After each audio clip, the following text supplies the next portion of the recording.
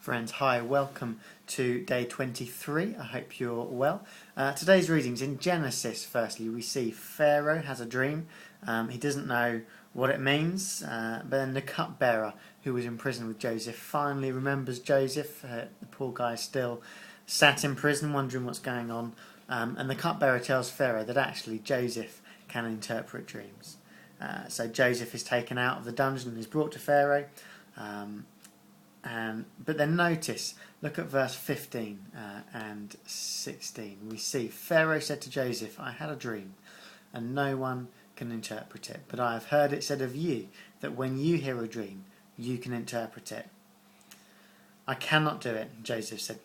Joseph replied to Pharaoh, but God will give Pharaoh the answer he desires. Check out that humility from Joseph. Joseph saying, actually, no, it's not me, it's God. And so through that, Joseph does interpret the dream for Pharaoh, and then Joseph ends up in charge of Egypt. But note that he didn't chase that position, even though yesterday we were seeing Joseph walking around saying, look, you're all going to bow down to me. Today, when it comes to it, he doesn't go looking for that position in charge of Egypt. He's given that role because people recognised in him that godly character. And so look down at verse 38.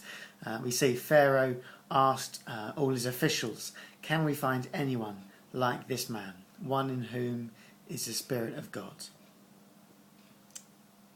And that just says to me that we need to be chasing the presence of God, not the positions. Instead of chasing positions and looking for authority, looking for respect from people, let's just be looking for God and becoming more like him in our character, in our attitudes, and that will be noticed. And then when we are more like God, God can use us in more and more different situations.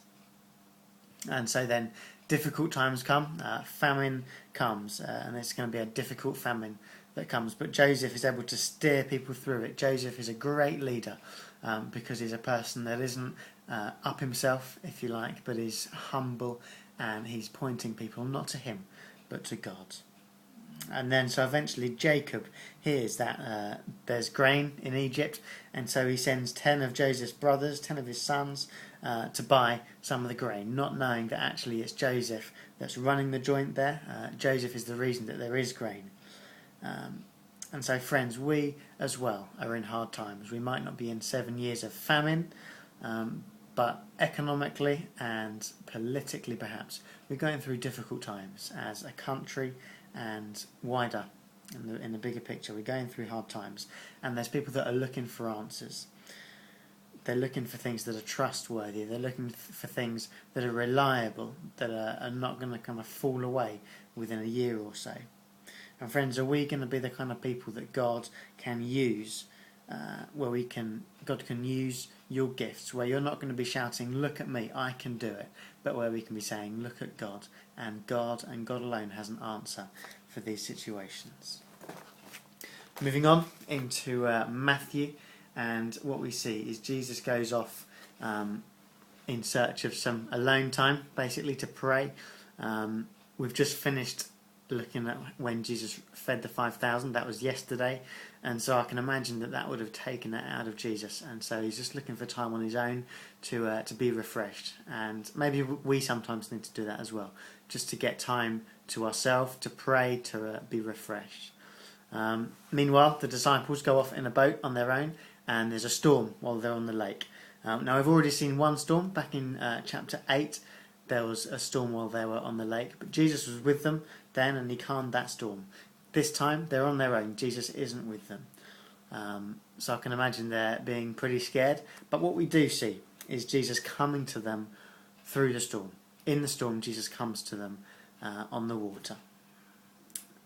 And then Peter tries to walk on the water, and when he first gets out of the boat and he's focused on Jesus, it's fine, and he starts to walk. But as soon as he switches his focus away from Jesus, when the passage said when he sees the wind and the waves, when he focuses on that instead, on the challenges, on the difficulties, instead of focusing on Jesus, then he starts to sink.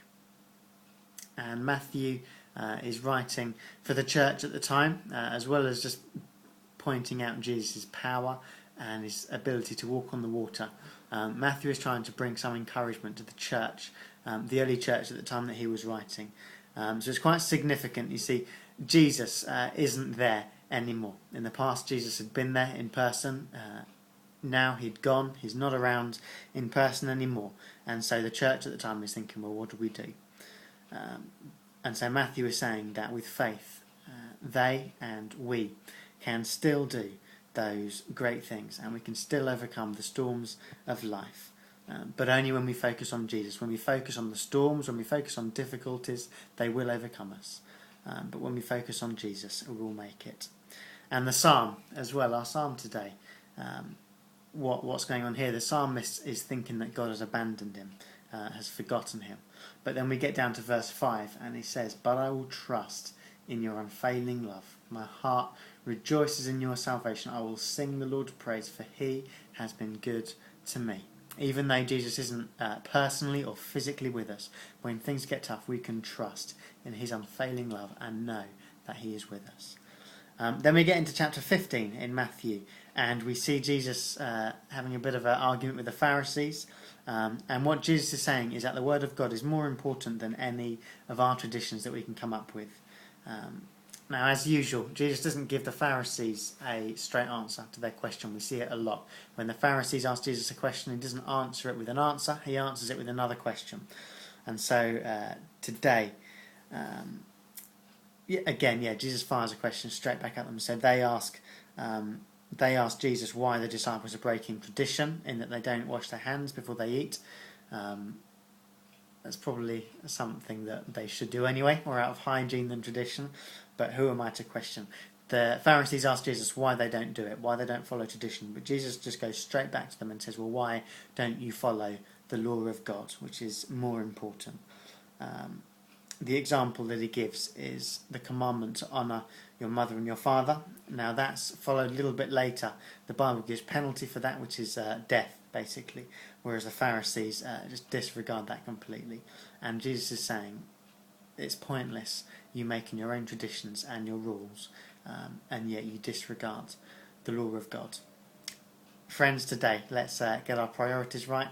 Let's focus on Jesus. Let's trust him completely, and just do what he says. It's a good choice to make.